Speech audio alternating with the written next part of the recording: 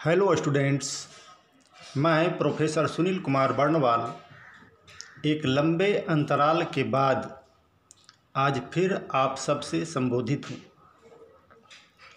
आज हम लोग जियोलॉजिकल टाइम स्केल या भूवैज्ञानिक समय सारणी का अध्ययन करेंगे।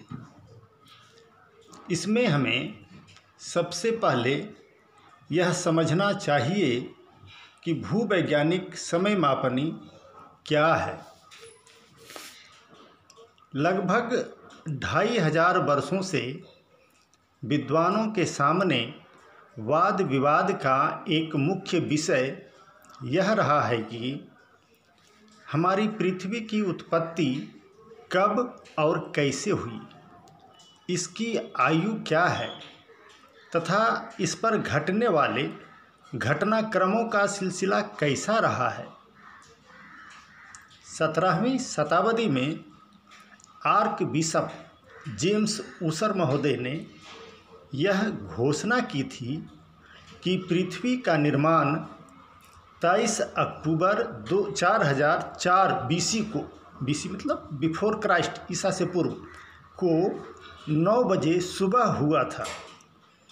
परंतु धार्मिक आस्थाओं पर आधारित यह समय वैज्ञानिकों एवं शोधकर्ताओं के लिए संतोषजनक नहीं रहा और इस पर अन्वेषण जारी रहा। पृथ्वी की उत्पत्ति के बाद चट्टानों के निर्माण का सिलसिला किस विधि से आगे बढ़ा, यह हिस्टोरिकल जियोलॉजी अर्थात ऐतिहासिक भूगर्भ का प्रधान विषय वस्तु है। जब इस सिलसिले की विवेचना होती है तथा विभिन्न रॉक सिस्टम एवं माउंटेन सिस्टम के रचना की व्याख्या होती है, तो पृथ्वी के समस्त आयु को विभिन्न कालों में बांटने की आवश्यकता पड़ जाती है। इन्हीं आवश्यकताओं के आधार पर जियोलॉजिकल टाइम स्केल या भूवैज्ञानिक समय मापनी बनाया गया, जिसमें प्राचीनतम से नवीनतम संरचनाओं को समयानुसार क्रमबद्ध करने की कोशिश की गई है। यहाँ हमें यह समझना होगा कि कालों का निर्धारण एकाएक नहीं कर दिया गया, बल्कि इसके लिए आधार तलाशे गए। ये आधार कई प्रकार के थे, जिनमें चट्टानों का रासायनिक परीक्षण, उसकी बनावट, सुपरपोजिशन, स्थिति तथा उसमें पाए जाने वाले फॉसिल्स या जीवाश्म आदि थे। ठीक है।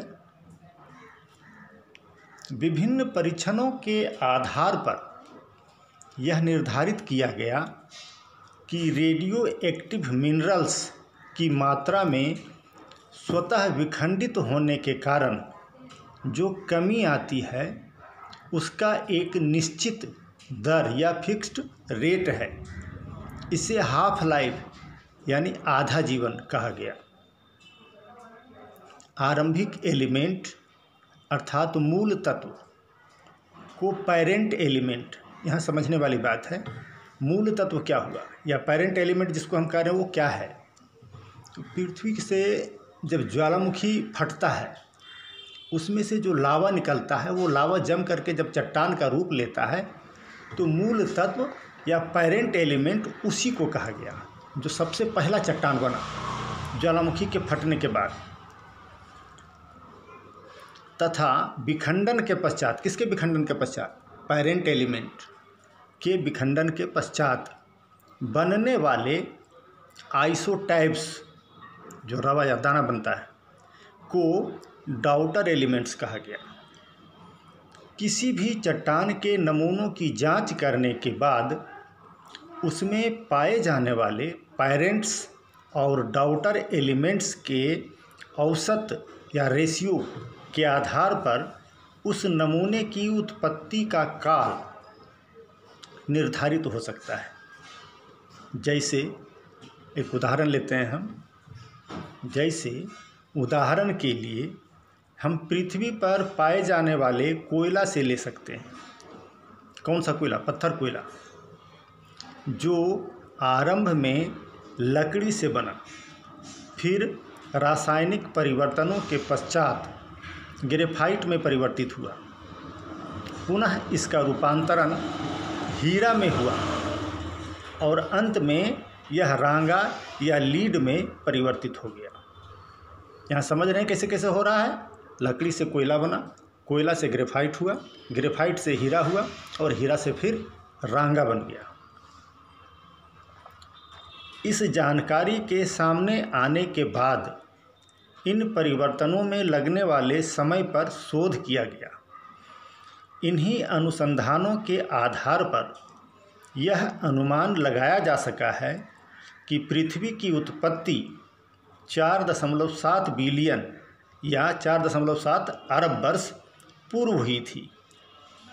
इस लंबी अवधि को बांटने का काम केवल रेडियो डेटिंग द्वारा संभव नहीं है, क्योंकि इससे जो समय निर्धारित किया जा सकता है उसमें लगभग 200 मिलियन या कहिए 20 करोड़ वर्ष तक कम या ज़्यादा हो सकता है।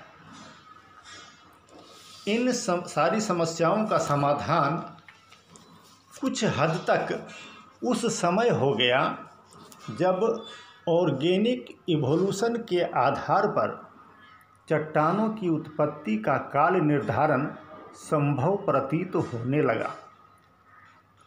किंतु हमारी पृथ्वी के इतिहास के केवल 6 मिलियन या 60 लाख वर्ष का समय ही ऐसा है जिसमें प्राणियों का विकास हुआ। अतः ऑर्गेनिक इवोल्यूशन के ऊपर जो जियोलॉजिकल टाइम स्केल का निर्धारण हो सका है वह पृथ्वी की समस्त आयु के एक छोटे से भाग के लिए ही संभव हो पाया है। ठीक है, बहुत कम समय का, जबकि इसका उम्र है 4.7 अरब वर्ष। परतदार चट्टानों की पहचान, उनकी उत्पत्ति का काल एवं उसमें पाए जाने वाले फॉसिल्स या जीवाश्म के आधार पर पृथ्वी की आयु को 2 भागों में बांटा जा सकता है। पहला भाग वह जब इस पृथ्वी पर प्राणियों का अस्तित्व था, पहला भाग में जब प्राणियों का अस्तित्व था, और दूसरा वह जब पृथ्वी प्राणी शून्य थी। यहाँ हमें यह जान लेना चाहिए कि फॉसिल्स या जीवाश्म क्या हैं और ये कैसे बने। जीवाश्म तब बनते हैं जब खनिज पदार्थ धीरे धीरे मरे हुए जानवर या पौधों के शरीर के कणों का प्रतिस्थापन करते हैं, जिससे मरा हुआ जानवर या पौधा पत्थर में बदल जाता है, पर उसका रूप वही रहता है जो उसका मूल रूप था, जो मूल जानवर या पौधे का था। पृथ्वी में सुदूर भूतकाल में क्या क्या घटनाएं कब और कैसे घटी थी, इसके बारे में जीवाश्म महत्वपूर्ण जानकारी देते हैं। अर्थात प्राणियों के विकास के बाद जियोलॉजिकल टाइम स्केल का निर्धारण सही ढंग से हो पाया है। उपरोक्त अध्ययनों के उपरांत जिस जियोलॉजिकल टाइम स्केल का निर्धारण किया गया है वह आपके स्क्रीन पर दी गई तस्वीर से स्पष्ट होता है। तस्वीर को देखिए। तस्वीर को देखने से अलग अलग कालों की संरचनाओं की ऊपर नीचे व्यवस्थित होने के क्रम का स्पष्ट रूप से पता चलता है। किंतु इस तस्वीर के द्वारा समय का अनुमान नहीं हो पाता है। अतः आगे दी जा रही सारणी के द्वारा कालखंडों का निर्धारण किया जा रहा है। इस सारणी में आप देख रहे होंगे, सबसे पहले महाकल्प या महायुग का नाम है जिनकी संख्या 4 है। इसके बाद कल्प या युग का नाम है जिनकी संख्या 15 है। पृथ्वी पर घटी घटनाओं का अनुमान हम मात्र 55 करोड़ वर्ष पूर्व से लगा पाते हैं, जबकि पृथ्वी की आयु 4.7 अरब वर्ष मानी गई है। तीसरे कॉलम में आप समय भी देख रहे होंगे, समय दिया हुआ है उसमें। यह आपको सारणी देखने से स्पष्ट हो जा रहा है। अब हम एक एक करके चारों महायुगों का वर्णन करेंगे। सबसे पहला महायुग है आपका प्री कैम्ब्रियन। पृथ्वी की सतह पर विभिन्न शैलें सर्वप्रथम इसी महाकल्प में या युग में बनी और वे ही बाद में बनने वाली कुल शैलों का आधार हुई। इस महाकल्प की शैलें बाद के निक्षेपों द्वारा ढकी जा चुकी हैं, इसलिए मुश्किल से दिखाई पड़ती, मतलब कहीं कहीं दिखाई पड़ती है। उस समय किसी प्रकार का जीव या वनस्पति नहीं था, इसलिए प्रमाण के लिए जीवाश्म का सहारा नहीं लिया जा सकता है।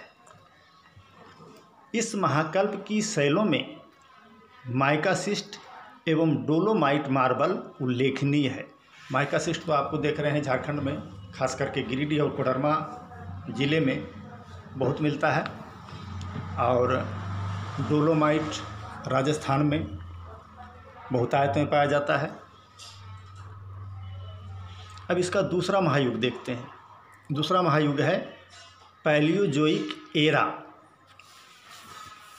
प्री कैम्ब्रियन महायुग के बाद पैलियोजोइक महायुग का आगमन होता है, ठीक है, जिसके 6 उपविभाग हैं। अब टेबल में देखिए, इसका पहला उपविभाग कैम्ब्रियन युग है, जिसका कालखंड 55 से 50 करोड़ वर्ष पूर्व का माना गया है। इस युग में समुद्र का पूर्णतः विकास हो चुका था, जिसमें सर्वप्रथम एक सेल वाले जीवों की उत्पत्ति हुई। इसकी तस्वीर आप अपने स्क्रीन पर देख सकते हैं। इन 2 तस्वीरों में से एक में एक कोशिकीय जीव हैं तथा दूसरे में इनका विकसित रूप है। यहाँ ध्यान देने की बात है कि इनका जन्म एवं विकास समुद्र के अंदर ही हुआ था। कैम्ब्रियन युग के बाद से लगातार हायर फॉर्म्स ऑफ लाइफ के आकार एवं प्रकार में वृद्धि होती गई। जीवों का विकास होता गया, शरीर भी बढ़ता गया। इनके जीवाश्म परतदार चट्टानों में प्रचुर मात्रा में पाया गया है। इस युग में जीवों का आकार छोटा था, जो ऑर्डोविशियन से सिल्यूरियन तक में बड़ा होता चला गया। डेवोनियन युग में मछलियों का विकास हुआ तथा कार्बनिफेरस युग में कई घने जंगलों का विकास हुआ। फल देने वाले पेड़ पौधों की उत्पत्ति डेवोनियन पीरियड में ही हो गई थी, जिनकी संख्या कार्बनिफेरस युग में लगातार बढ़ती चली गई। कार्बनिफेरस युग की रचनाएं पृथ्वी के समस्त कोयला क्षेत्रों में देखी जा सकती हैं। पर्मियन युग में लंबी आकृति के जमीन पर रेंगने वाले जानवरों का जन्म हो गया। ठीक है। अब हम देखेंगे तीसरा महाकल्प या महायुग। तीसरा महायुग है मेसोजोइक एरा। यह महाकल्प पृथ्वी के जीवन इतिहास का वह समय है जो कि वर्तमान जीवन और प्राचीन जीवन को मिलाता है। इसी कारण इसे मध्य महायुग भी कहा जाता है। इसका समय पेलियोजोइक एरा के बाद का है, जिसमें ट्रियसिक, जुरेसिक और क्रीटेशियस पीरियड को रखा गया है। ट्रियसिक युग में छोटे स्तनधारी जीवों का विकास हुआ, ठीक है, जो उत्तरोत्तर विकसित होते हुए जुरैसिक काल में अत्यंत विशाल जीव डायनासोर के रूप में परिवर्तित हो गए। इनकी तस्वीरें आपके स्क्रीन पर दिख रही हैं। इस काल में पूरी धरती पर इनका साम्राज्य हो गया था।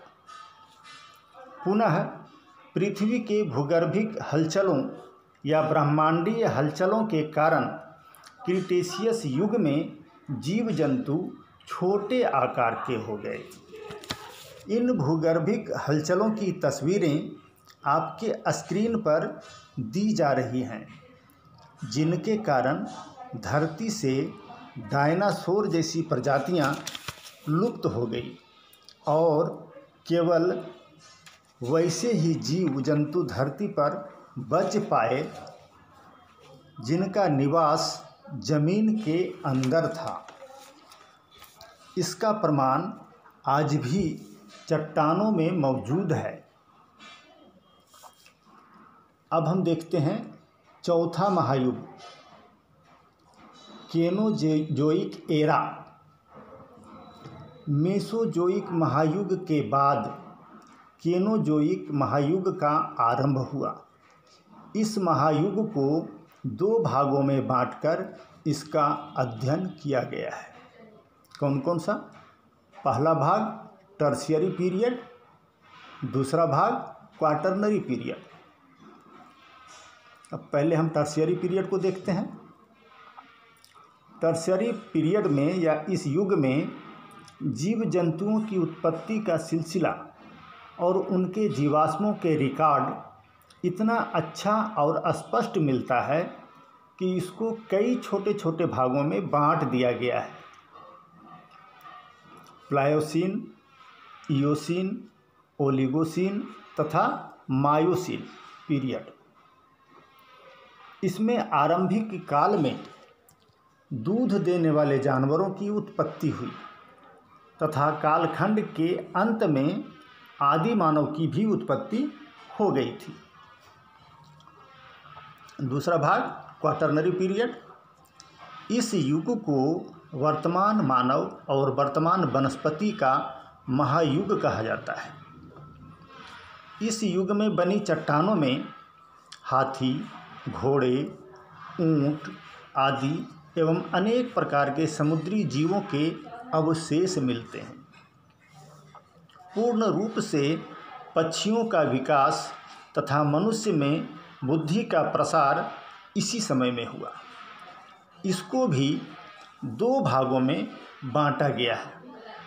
इसका पहला भाग है प्लीस्टोसीन तथा दूसरा भाग है होलोसीन। प्लीस्टोसीन युग में लगभग सारी पृथ्वी बर्फ से ढक गई थी, जो होलोसीन में पीछे हटते हटते वर्तमान स्वरूप को प्राप्त हो गई है। अर्थात हम लोग होलोसीन युग में जी रहे हैं। ठीक है। उपरोक्त विवेचनाओं से यह स्पष्ट है कि भूवैज्ञानिक कल्पों का निर्धारण चट्टानों में मौजूद जीवाश्मों के द्वारा ही संभव हो पाया है। अतः यह स्पष्ट रूप से कहा जा सकता है कि जियोलॉजिकल टाइम स्केल पूरी तरह से जैवीय विकास की प्रक्रिया पर ही निर्भर है। हालांकि radio active dating carbon dating आदि की सहायता ली जा रही है, लेकिन इन दोनों की विश्वसनीयता बराबर मात्रा में नहीं है। क्लियर हो गया? अब देखते हैं, कार्बन डेटिंग भी उसी अवधि के लिए संभव है जिस अवधि में कार्बन की उत्पत्ति होने लगी थी, और यह समय जीवों तथा वनस्पतियों के उत्पत्ति से संबंधित है। बस आज इतना ही, फिर अगले वीडियो में।